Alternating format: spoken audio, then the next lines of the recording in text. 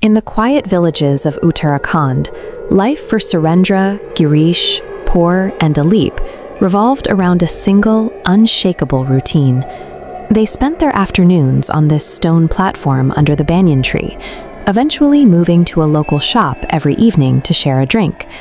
That decades-long rhythm ended in 2012, when Dilip collapsed in the village market. He died instantly from a silent heart attack, leaving his friends to face a sudden, permanent silence. Sudden death often leaves the survivors in a state of suspended grief. Without a chance to say goodbye, the three remaining friends struggled to accept a reality that no longer included their fourth member. This lack of closure created a psychological vacuum. The men began looking for any way to bridge the gap between their memories and the empty chairs at their table, leading them towards a dangerous attempt to preserve the past. Returning to their usual shop, the men began a new ritual. They poured a fourth glass of alcohol for Dilip and left it untouched on the table, a physical placeholder for their lost friend. But the liquid didn't stay in the glass. Despite the table being out of everyone's reach, the friends watched as the glass repeatedly emptied itself, as if consumed by an invisible guest. Rather than seeking help, the men kept the anomaly a secret.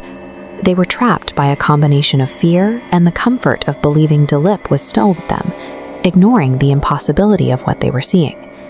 In spiritual terms, they had constructed a spiritual anchor.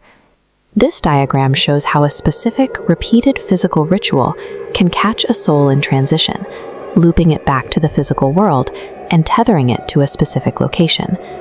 Every poured glass reinforced this anchor. By attempting to keep their friend nearby through a physical tribute, the men pinned a piece of him to the earthly realm in a state of forced limbo. The activity soon moved from the shop into the men's sleep. All three friends began experiencing identical, horrifying nightmares that occurred with disturbing frequency. In these dreams, Dilip appeared with a ruined, deformed face. He no longer resembled their friend. Instead, he glared at them with intense anger, shouting demands for more alcohol. This illustrates tethering agony. When a soul is pulled backward by a physical anchor, spiritual friction causes it to mutate. This jagged pattern represents the loss of personality. The trauma burns away human traits, leaving a hostile presence defined by pain. By refusing to let him go, the men transformed their friend's memory into a parasitic entity that was growing more aggressive by the day. The ritual didn't stay contained. Every night, the three men returned to their homes, unknowingly carrying the presence they had anchored back to their families. The grandchildren were the first to react to this new atmosphere. In 3 different houses, young children began waking up at the same time every night, crying without an obvious cause. These children would ignore their parents, instead pointing at empty corners of their bedrooms. They watched in terror as their eyes tracked an unseen weight moving through the hallways and into the living spaces. The activity reached a breaking point when the entity moved from the environment into the people. In a highly specific, synchronized pattern, one healthy member from each of the 3 families suffered a complete mental collapse. The symptoms were cyclical and violent. Victims ran in a panic, shifting between uncontrollable sobbing and bursts of maniacal laughter. Paranoia took hold. They began hovering by the windows, screaming at passersby to save them, claiming something inside was trying to kill them. The men's internal refusal to let Dilip go had spilled over their front doors, manifesting as a physical threat to everyone under their roofs. With their families falling apart, the 3 friends finally confessed their secret ritual to a local psychic medium.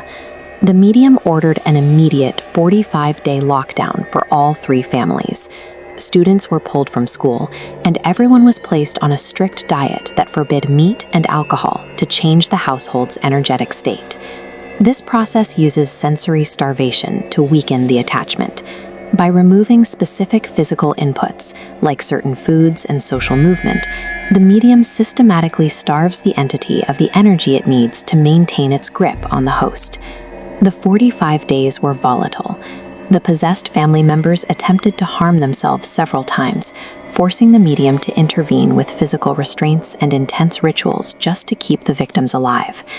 Removing a deeply embedded attachment requires this kind of systematic deprivation. The parasite must be starved until it can no longer fight to stay. To finish the process, the three friends had to return to the liquor shop late at night. They stood in the dark, facing the spot where the ritual had first begun. They poured one last bottle on the table, offered a formal apology for holding him back, and explicitly commanded the spirit to leave the village and complete its journey. The families only began to recover once the anchor was destroyed. It required the men to accept that their grief, however well-intentioned, had become a prison for the person they missed. If you lose someone, the most difficult act of love is the act of letting go. Attempting to pull them back doesn't return the person you knew. It only invites a shadow of their trauma into your home. For more investigations into the mechanics of the paranormal, like this video and subscribe to the